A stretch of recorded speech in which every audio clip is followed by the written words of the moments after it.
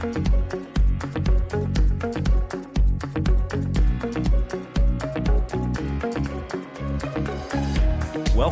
to the Perspectives with Catherine Toon podcast.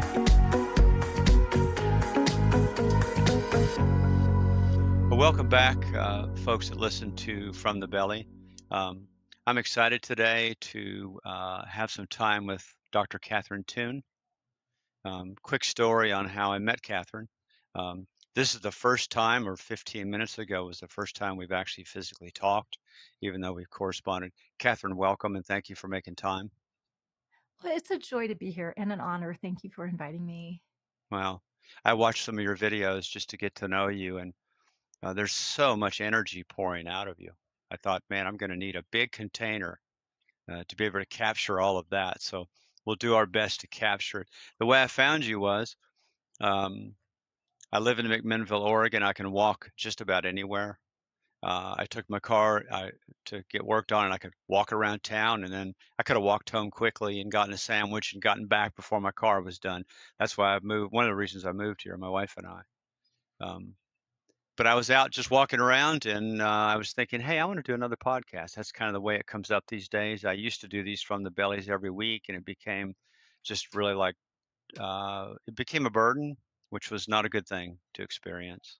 So I shut it down for a while, and I'm back doing it. And now it's just like, if I feel moved to do it, I look around and say, I want to talk to this person. So I don't know how in the world the search and everything found you. And I found you, is it Grace Global University? Yes, Okay, Global Grace University. Yeah, Global Grace we University. got to Well, GGS. We're good. We yeah, got all the words. there we go. There we go. And I was familiar for some reason, your founder, Don. Don Keithley. Yeah, okay. Somehow his name looked familiar. So I just popped around and I looked, I thought, I want to look at the faculty. I always look at the faculty. Nice. And some of these websites, by the way, uh, these universities, you can't find the faculty. I'm like, I want to see the person and read their bio and see. And I read through the faculty, and I think I Nice. told you when I reached out to you, something just stood out. I'm like, I want to talk to Catherine. Oh, I So love that. I reached I out love and that. thought, I'll probably never hear from her because I've not heard from a lot of folks in academia. Hmm. Now I know you do a lot of work outside of that space. Yes. That's maybe not your full-time thing, No. but you responded so quickly, and then so that was probably 6 weeks ago, and we've been Mhm. corresponding back and forth. So let me say a few things about Dr. Catherine Toon, and then I'm going to ask her one lead question, one of just about her story and a little bit about her background, one specific thing that I'm just intrigued by, and then just about your work in general. And then Catherine and I, the last 20 minutes or so, we're going to interact on a piece of writing from Henry Nouwen from his book, The Inner Voice of Love. When I read it that morning, I wasn't thinking specifically about this podcast with you, Catherine, but as I thought about it, it made perfect sense to say, well, it seems to be really in accordance with what Catherine's about, this grand welcoming that we need to experience. Yeah. So that's what happened there. So Catherine's had a time to sit with that piece, and I've sat with the piece, and then we're just going to kick it around, and then we'll say goodbye to one another because she's got a lot of other work to go do. So let's see. Let me put my fumble around with these readers, and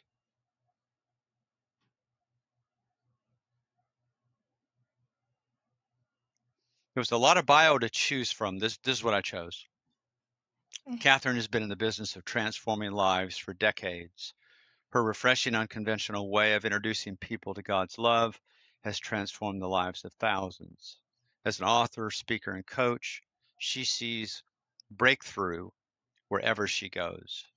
I wanted to add an S to that, but I think you chose breakthrough as opposed to breakthroughs. Yeah. She sees breakthrough wherever she goes, which I actually like the use of that. She's a professor of grace theology and spiritual direction at Global Grace Seminary, and then has a lot of work she does on the side, a lot of ministry work. Always interesting to look at endorsements. So this is what Rachel said about you. Rachel had a long piece of endorsement. On Google, it would have been 5 stars. Um, she says about you, Catherine is positively invaluable. This woman knows breakthrough like she knows how to breathe and brings it everywhere she goes. So there's that breakthrough word again. This woman knows breakthrough like she knows how to breathe. I thought, wow, it's Mm, beautiful, Rachel. And then Myron Pierce, who I'm sure is a friend of yours, yeah. the lead pastor at Mission Church. He said some Mhm. wonderful things. And then his last sentence says this: if you want your world rocked and challenged for the better, I Mm, highly recommend Catherine. mm, Rarely will you find communicators who are both dynamic and clear. With her, you get both. So just look to the sources of people that have grown because of your work, and we mm, listen to them and we believe them. mhm. And now we open it up to you to say anything that you want to say about your work and what's going on in your world today. And then I've got a few questions. For sure.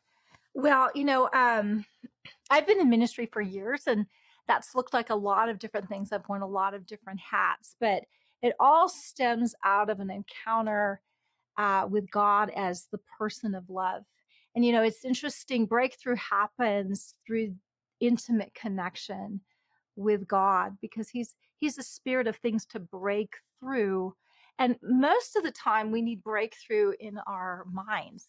And so a lot of times in helping people with breakthrough in their minds so that we can connect with God on a deeper level, wounds can be healed, limited mindsets can be upgraded, and all of that. So a lot of that work happens through everything I do. So I'm an author. Um, I've written 7 books. I'm a speaker, and I travel, and I do a lot online, including stuff at Global Grace Seminary and on the Grace Awakening Network. And then I have my own podcast, and then I'm a coach, and the coach is a lot of mentorship. I'm actually launching a mentorship program today, which is exciting. But that will be ongoing, and people can still join if that's of interest. And then also just one-on-one coaching or coaching to groups, because a lot of this we need a facilitation to connect, because God is the God of the breakthrough. He really is. But what are we breaking through? These limitations, the wounds we have, the traumas we have, our perspectives, our broken connection experientially with God and with one another, that causes so many pain points in our lives that we need freedom from. And so, those are kind of the general ways that I'm trying to think if there's anything else Hmm. that is helpful. Of course, I'm a mom of 3 gorgeous kids, and been married to my sweetheart Brian for 30 years, and that's a joy. And I live in Colorado, and that's Hmm. probably enough of that. Oh, good. Oh, thank you, Catherine. Can you say a bit more about how did you put those words together? Was it an upgrade on our mindsets, or how did you Yeah, put that? I am trying to remember what I said, Yeah. but we do need upgrades in our mindsets, because our limitations, we have the mind of Christ, but in terms of accessing that, because if God's mind were automatically manifested in our minds, there would be limitless possibilities and limitless breakthrough, because we're seeing from the perspective of God, who is Lord over the impossible. So he is the one that is masterminding all things and knows how to bring all things together. God is working all things for our good. Not all things are for our good. We've all experienced a lot of pain, trauma, all of these things. And as we're connecting with God, how does that work itself out? And how do we partner with that in our own lives, but then also in what God is doing on behalf of other people? And so we're constantly being upgraded in our mindsets. We're constantly being upgraded also in how we see ourselves, because first we have to have a perspective of God that is accurate. And as we see God rightly, he mirrors us back to ourselves and says, "You look just like me in your flavor," right? And that's going to look like you and him together. And out of that, purpose happens, and we flow in all the different purposes in our lives. And there's a lot of different areas that extends itself. So we're constantly being upgraded, constantly being conformed into the image of Christ, and then constantly being linked together And as we link together, we're greater than the sum of our parts. So as I meet you mm, and what you're doing and what's on your heart, what God is doing in you, what God is doing in me, and what He's doing through us, it merges together, and there's a synergy that's beautiful. And energy, a resonating energy is being mm, released that helps heal and deliver and restore and set people in purpose and set people in a greater ability to follow God. The sons of God, the daughters of God are led by the Spirit of God and empowered in the purposes that He has. And it's beautiful. It's part of the redemption of all things. mm. So I'm thinking about just the power of words, Mm-hmm. just listening to you and all that's just coming from you. Um, and we think about the power of words to transform and that energy that you're speaking about. Mm-hmm. What do you think about silence? Where does silence come in regards to our own personal lives and even being silent together? I've sat in some circles where we just sit in silence, and it's amazing what transpires in that Mm-hmm. space. I Sometimes equal to a lot of things being shared. So, what is, in your mm. mind, what's the juxtaposition of those two realities? Wow. That is, I've never been asked that question and I love it. It's something that God has been working in me to be able to sit in silence, to be able to Mm, rest.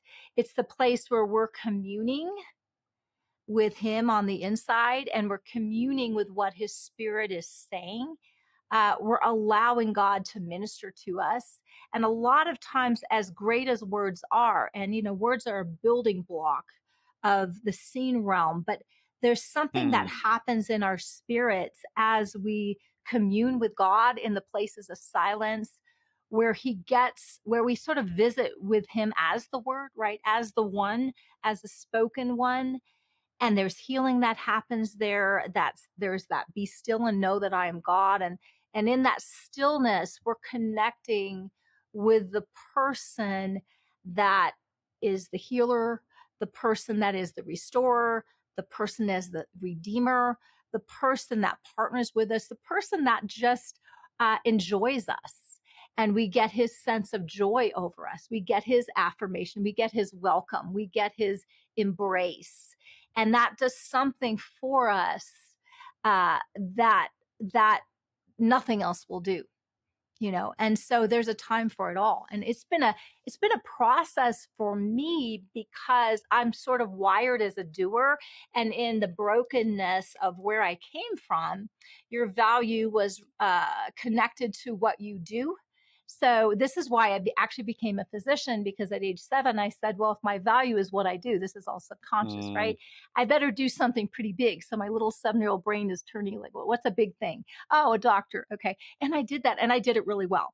And there was some mm, correlation with the call of God on my life, because I am there's healing, there's a healing that works, but it was from a different direction. And so I had to learn to be still and receive that affirmation, receive the healing that I needed, so that my significance, worth, value, all of that is rooted and grounded in something that is unchangeable, in this relationship, in my original design, and to be able to rest in that. And then out of as a byproduct, things are done, right?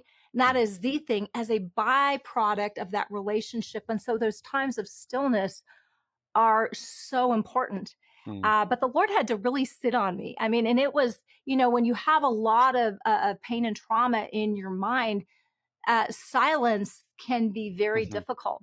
Oh, yes. And but because it brings it all up, but it's so necessary. It's bringing it up to be healed, so that we can get that, so that we can just be, and in that place of silence, commune with the one who loved us and gave Himself up for us. And there is so much in that. So it took a lot of work. I'm not a naturally good at just resting and doing it. God's had to really work it in me, but I have learned, that the only place it says to labor in the Bible is to labor to enter rest. And so Hmm. rest is all related with trust.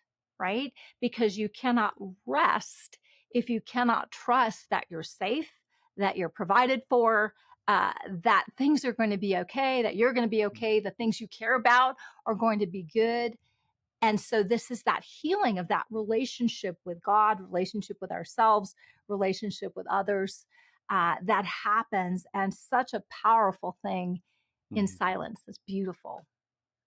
It reminds me that Henry Nouwen, who we're going to talk about here in a minute in more detail, he said the culprit to intimacy and experiencing love is fear.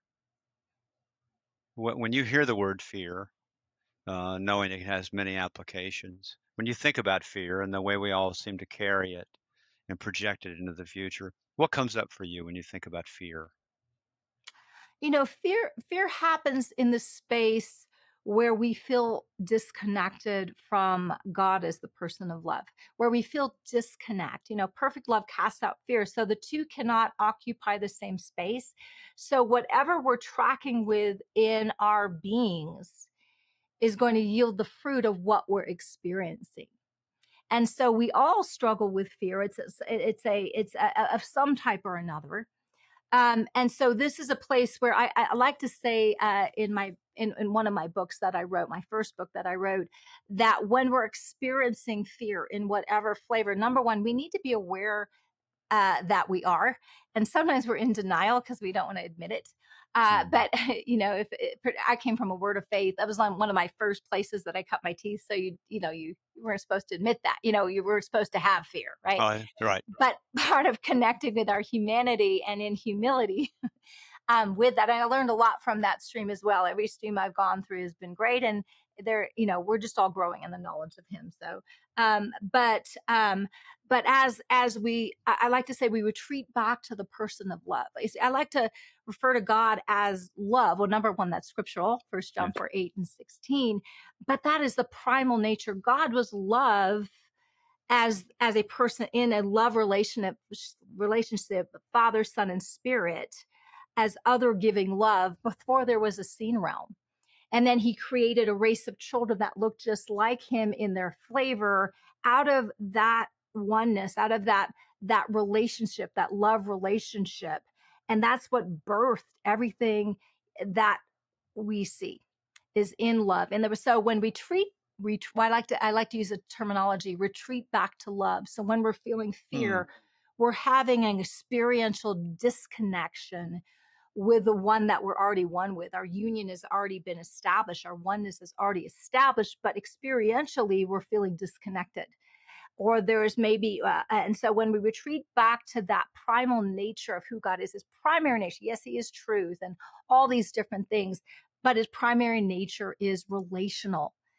And when we connect to that, because we also have to realize that if we're tracking with the person who is love, that ultimately love never fails. Love is huge. Love fills up all the space.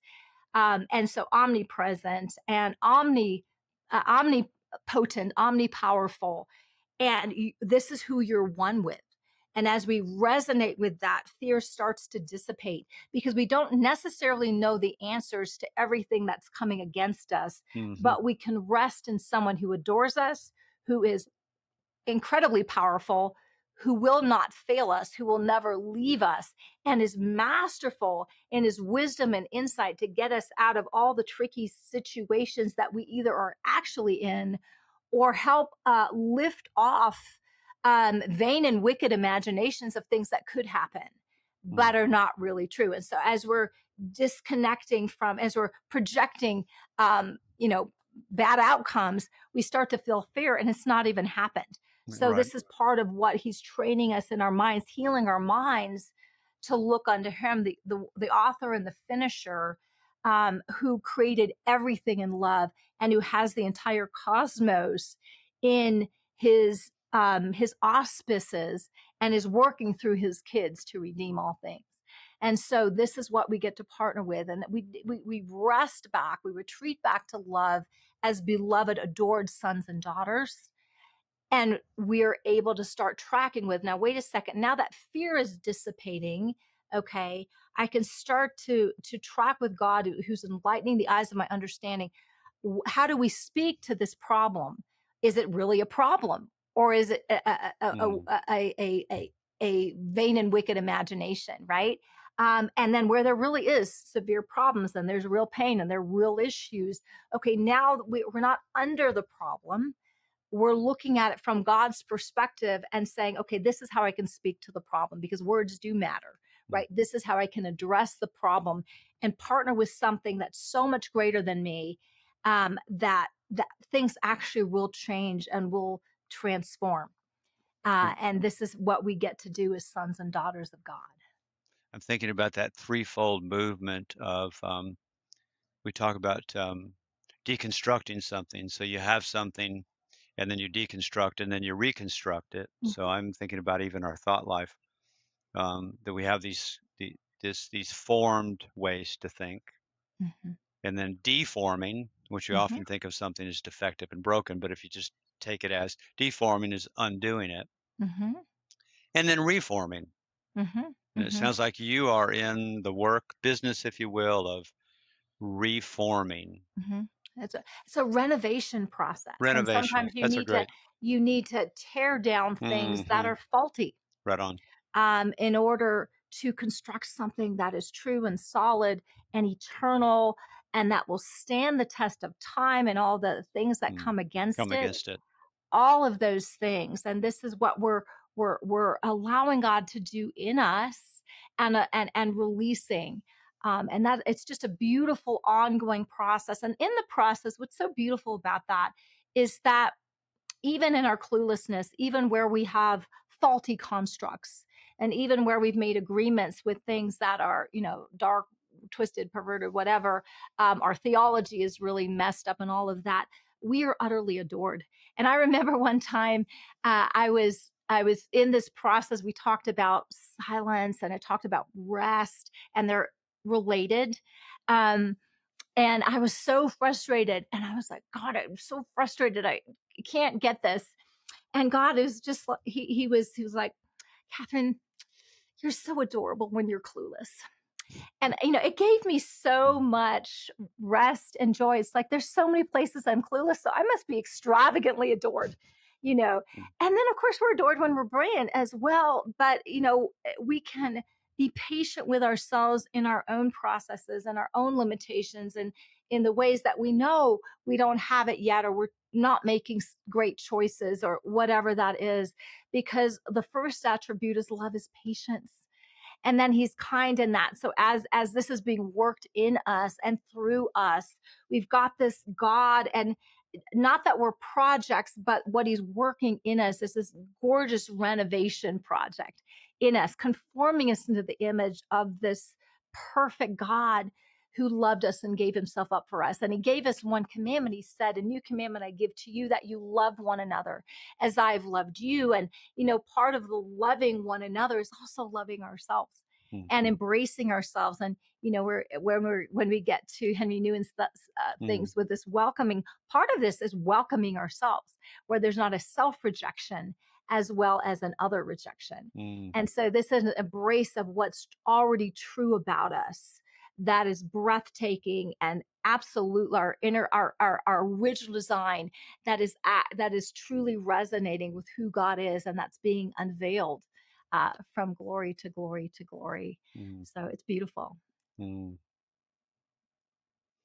Can you share a little bit about, before we jump to Henry, can you share a little bit about the transition from being a medical doctor? I think you were in internal medicine. Yes. And can you take us to not maybe one moment, or maybe you had a breakthrough when you realized this is not really what I'm supposed to do with the rest of my life? I mean, I assume you went to med school at quite a young age. Well, I'm Oh, thinking, listening to you, what were you, 13 or something? no, With your no. mind? No, I just went straight through, but it Did was, you? pretty. And I went in a little early. I skipped a year, whatever. But it kind of, when you as you get older, it's like 1 year is not a big deal. Right. But no, I just went straight through, and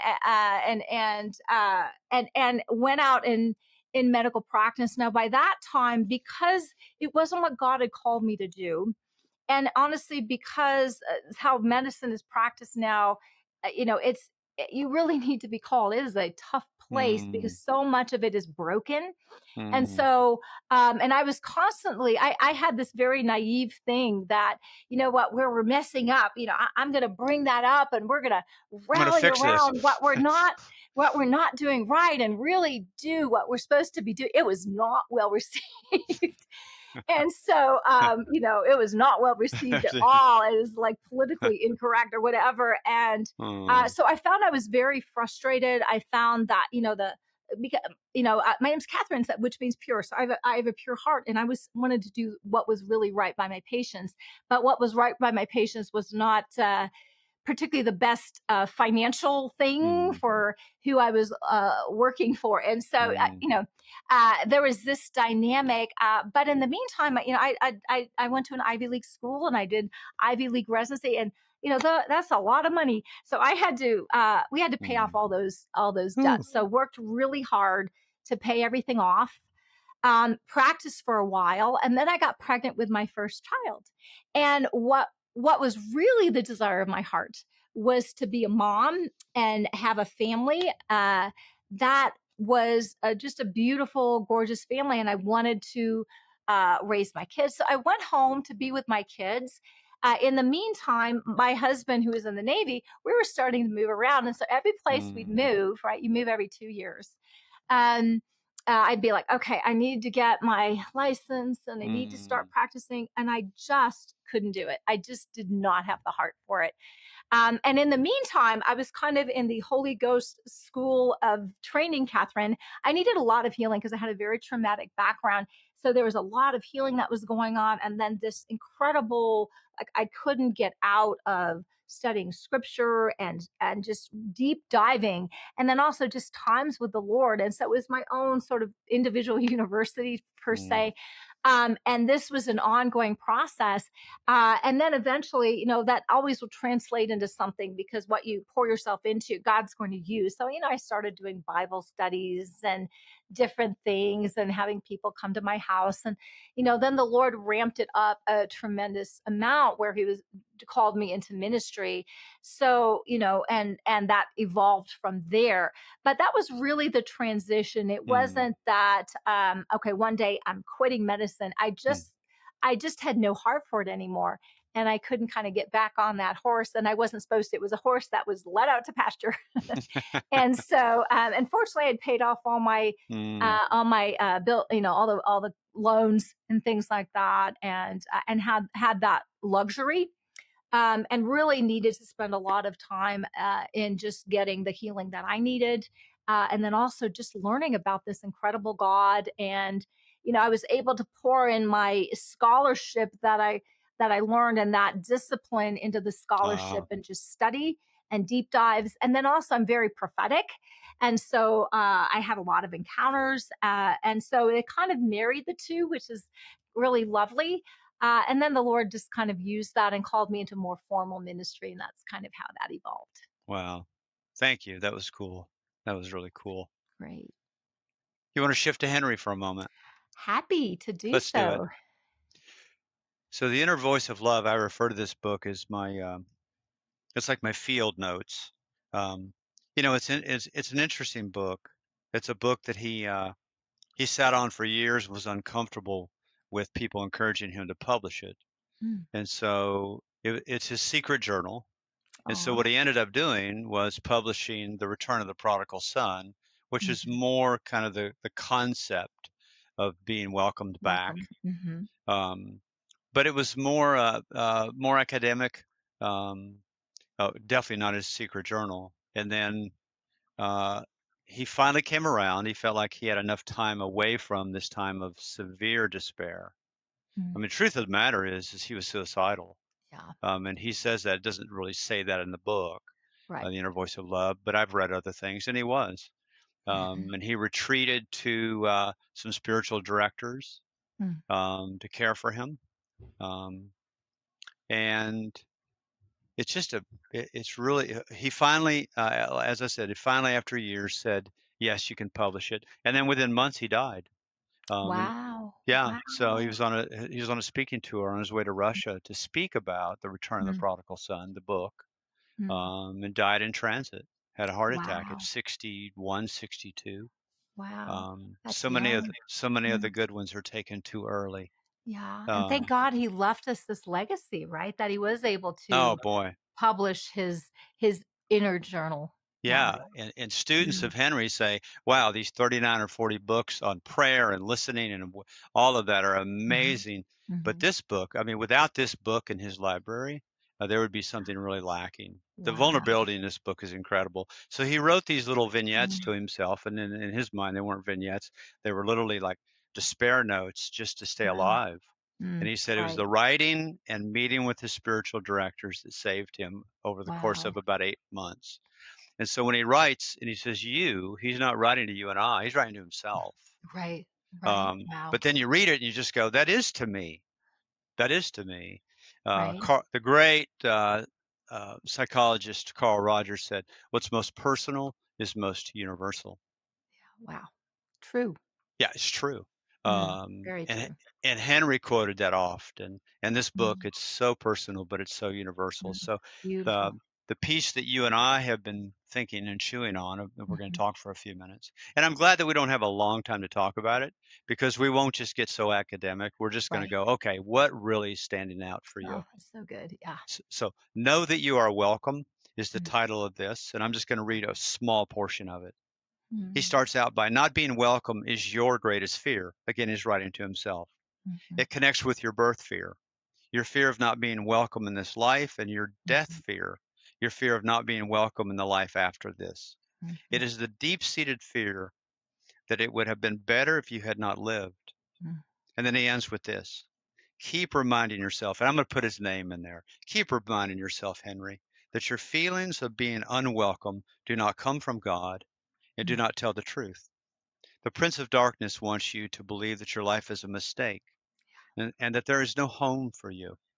mm. Henry talked a lot about coming home, just coming home. Yeah. You used, it made me think when earlier you said to retreat. How did you retreat Retreat back? back to love. Yeah. And I thought, what's most personal is universal. And Henry said it as come home, Yeah. come Yep. back. It's where you're home. Yeah. But every Mhm, time you allow these thoughts to affect you, you set out on the road to self destruction. mm, And this is the piece that I really wanted to focus on. So you have to keep unmasking the lie and think, speak, and act according to the truth that you are very, very welcome. mm. What have your thoughts been about that piece? Well, I mean, it's there's many. Sure. One of the ones that is actually being highlighted because I was sitting with it and just listening to Holy Spirit as you were saying that, and God's longing for his kids is that they occupy the welcome, like his chest, his whole being is open to his kids. God is vulnerable to us. And so his heartbreak when we don't feel welcome, that's his heartbreak. So his relentless pursuit of us is to convince us that we were created in love. We were created for love. We are utterly adored. And so his heart as the person of love is this embrace that extends so far greater than all these constructs and these mindsets that are feel dark and despaired and focused in torment, focused on separation, because Mm, these are what he's after. And I really feel his jealousy for us, that no, that darkness will not have my son, that darkness will not have my daughter, that mindset will not lord over that fear, that torment, that sense of being unworthy or not enough or disconnected or whatever that is tormenting my son and daughter. I mean, his wrath is upon that unholy construct, those thoughts that somehow this beloved cherished one is not welcome. is somehow not acceptable or not accepted or not good enough, or all of these things that the enemy just torments his kids with, to the point that they want to take their own life. Yeah. And so, I mean, his anger, it's like if my kids ever felt like there was something that they could do or not do where they wouldn't be welcome, that would just shatter my heart. And so, uh, I mean, there obviously not everything we do is great, but that's not who we are. That's just Hmm. what we do. But this ongoing, eternal, I have a chapter in my book called Annoying Relentless Love. And this is where love was pursuing me when I was kind of giving him the flying finger. I was angry. It's like, if you're so good and so powerful, how can you let everything I love be destroyed? So I was angry. I didn't want, and he was like, I understand, sweetheart. And I am, restoring. I'm still in pursuit. So this God is this constant one in pursuit of our hearts to convince us of this ongoing eternal welcome, that this is our home, that we always have a home. We were home before we ever left. There's no place that we can go that God is not, to embrace us. And so it's this constant trying to get us to repent, to turn our minds back and say, oh, this one has always loved me. This one has always pursued me. This one has always accepted me. This one always embraces me. This is where I'm welcome. This is heaven. This is where I'm welcome. And I can live from the place of welcome. And anything that comes against that is unholy, evil, wickedness that God is resolutely after, that would not have his kids, that he gets to have us, because he's the one that loves us so much. He's all in and holding nothing back. So it's his eternal yes to us, his eternal embrace. And he will never, if we make our bed in the midst of hell, even he is there, and he's there to get us the hell out of hell, all of these hell holes Hmm. that we are That's good. experiencing.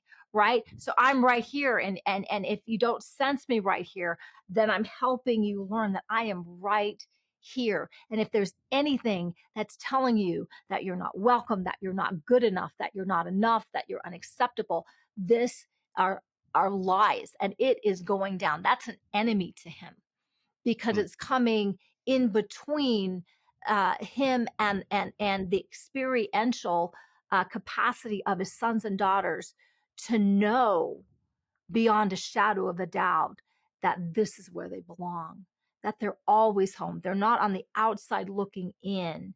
And he's tearing down those constructs so that they've always been in. And so this is what God is tearing down, uh, that we would experience that. We would experience that oneness that he made, that he constructed. It was his choice. He chose us. You didn't choose me, I chose you.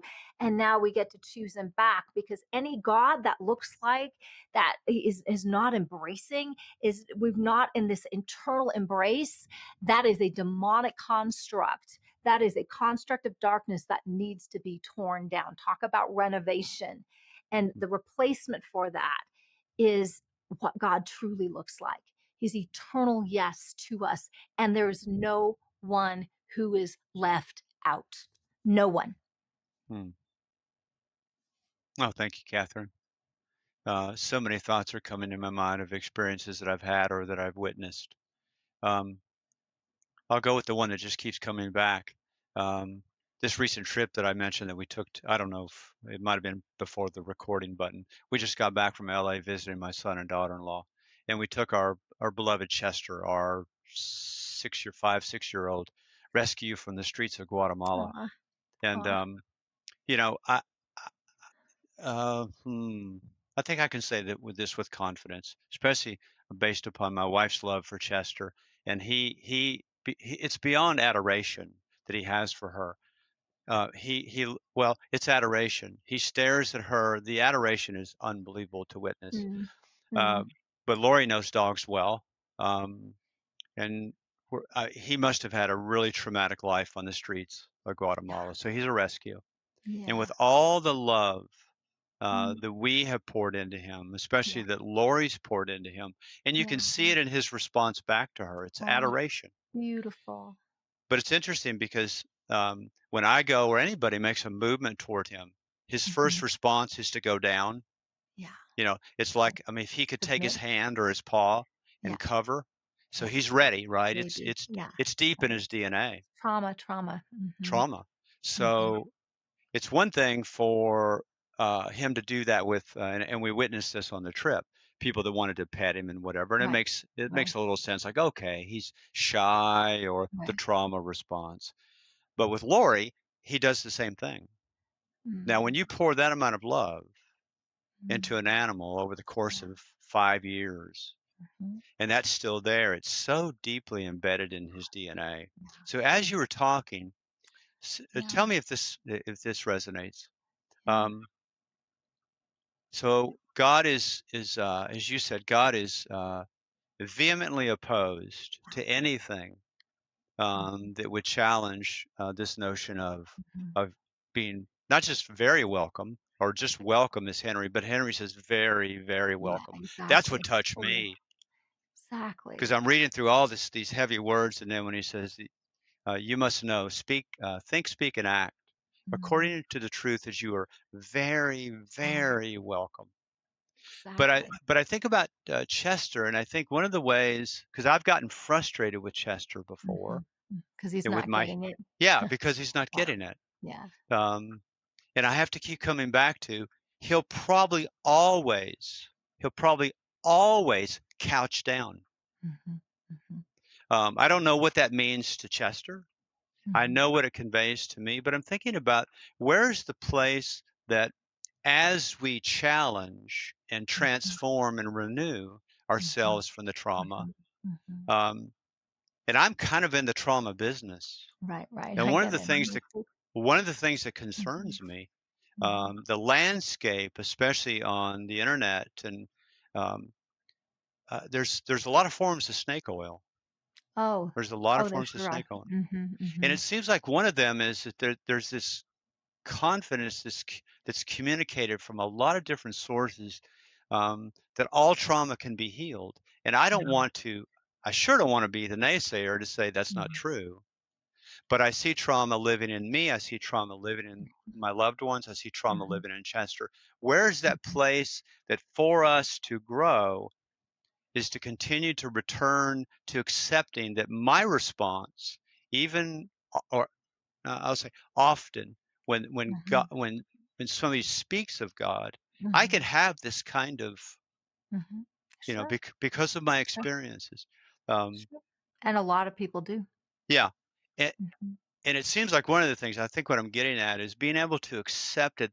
Our trauma response Mhm. has to be accepted as well. It's something, and I Exactly. think that's what I get from Henry is Henry was in this process, but he was learning to accept the Mhm. frailty that he had to even Right. embrace the love of God. So I'm Exactly. thinking about that, and I'm thinking about Chester, and I'm just thinking, Chester probably will always have that, and for Mhm. me to be patient with him, I in no way claim Mhm. the patience of God. You spoke about patience. That Mhm. must be that must be so foundational to believing that God would continue the patience of Absolutely. as if every day is a new day and it's not, Mhm. hey, we've been at this for 3 years. Yeah. I I mean, get you've it. You gotten so gotta much love poured into you. It's yeah. time that you don't do this, right? Yeah. Right. What are your thoughts on that? I think honestly, I think Chester is humanity. Like we've all been traumatized. Hmm. And we all have some sort of trauma response, whether it's this or whatever. And a lot of times it's even the hand of love, the hand of God that we're like drawing back from because what happens is we project what's been done to us on this beautiful, perfect person. And but and what's amazing in that, and I think if God can't sit with you and accept you, embrace you in your trauma response, well, he's not God and he's not worthy of worship. If we're going to talk about worship, he's not worthy of following.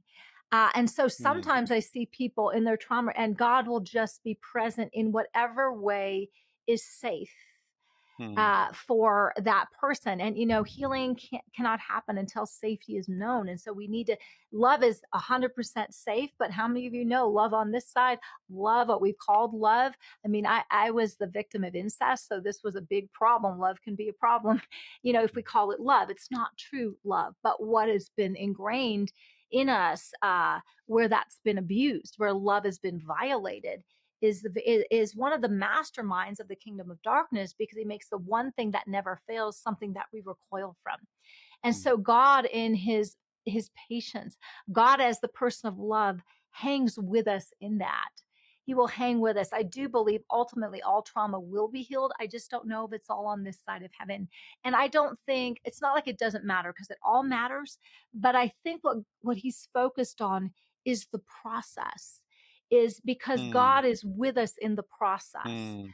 God is with us. So maybe when we don't do this quite as fast, Mhm. or maybe there's one person we don't do this for, or whatever, or maybe we don't, whatever that is.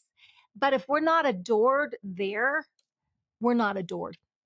And so Mm. it's not in the brokenness and the things that we were born into a fallen world, and there is fall out there. And we didn't sign up for that, right? And so where sin does abound, grace does much, much more abound. So there's a moving, but it doesn't always look like the way we would choreograph it, but it will look like patience and kindness. It will look like a God who never leaves and never forsakes, and that his acceptance is not based on how fast we heal.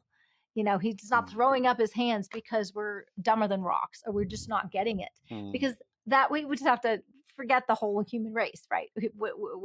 Who's arrived? Um, but he's with us in this gorgeous process. And so I do believe that God is capable of redeeming all things, but he has eternity to do it. He has this side of heaven, and he has the other side of heaven. And I believe he is reestablishing, reordering all things. I believe he is that masterful. But his view and his perspective of what that looks like in real time is very different Mm. for all of us. But That's good. wherever we are at, we also have to learn, if his commandment is to love as he loves, that means we need to love ourselves.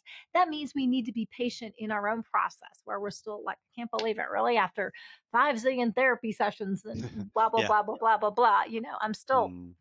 um Mm. but you're loved there. And so so we're loved in the broken versions of what we present, but there is something that's also being worked out.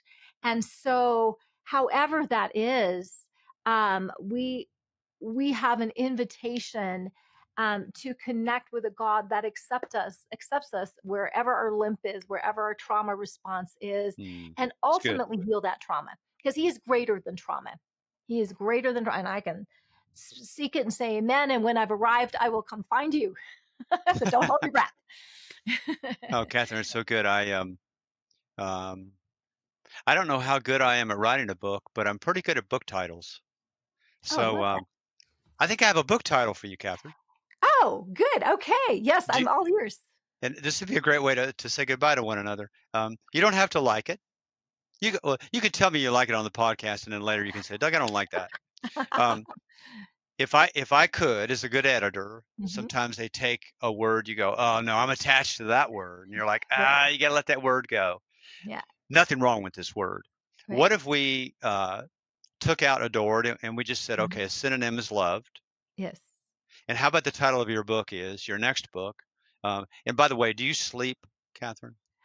I do. I Are do. you must be a short sleeper because of I am a relatively short sleeper. gosh, But I mean, for all that that's you okay. do, I go, how in the world does she sleep? But you There's do. capacity. There's Okay. capacity. Okay. Yeah. That's great. So the title is if you're not loved there, you're not loved. I love it. I mean, I love it. really, the No, it tension is of true. the tension of that. I mean, I love that. I love that because it's got a challenge in it, right? It's pretty Yeah. disruptive. It's like Yeah. if you claim that that's love and you worship that love, that's not love. If you're not Mhm. loved there, you're not Mm, loved. absolutely. All right. I All love right. that. No, Oh, I good. genuinely love that. Oh, So, good. Good, good. yes, That's so right. yay, I love That's that. great. That's great. Well, um, Catherine and I agreed that we would go up to close to 9:30 Pacific time, and it's 9:27. Mhm. So, Catherine, this has been really a blessing and a joy to be with you. Really a Um, blessing. I feel the same way. It's just been delightful. I'm Oh, honored and, deep, deep, deep things, a lot to think about and sit with, and I love it. So oh, thank you good. so much. It's been an Oh, honor. absolutely, absolutely. We've been together for recording for about 49 minutes. Um, so it'll get trimmed back a little bit and it will be out there and I'll get it to you soon. And for now, I just want to say goodbye and bless you. Thank you for all your great work. You live in Colorado Springs, and I know that's quite a mecca of Christian thinking, but I assume work needs to be done in that space as well. Oh, a lot of work, and we're all good, and God adores us there. God loves us there. There you go. If you're He not loves loved us. there, you're not loved. Right, exactly. Okay. Catherine, thank you. Bless you. I'm going to hit the record button off Right. and we'll take it from there. So, folks, thanks for being with us. And I'm just assuming, and sometimes if you assume, you're wrong, but I'm assuming that you've gotten some takeaways today. Mhm. So, Mm. I think that's what it's all about, right? Being able to pass on. And we live day to day. So, bless you, Catherine. Bless you. Thank you.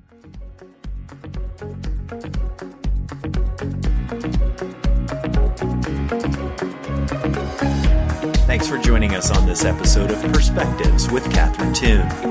For additional information and resources, please visit catherinetoon.com.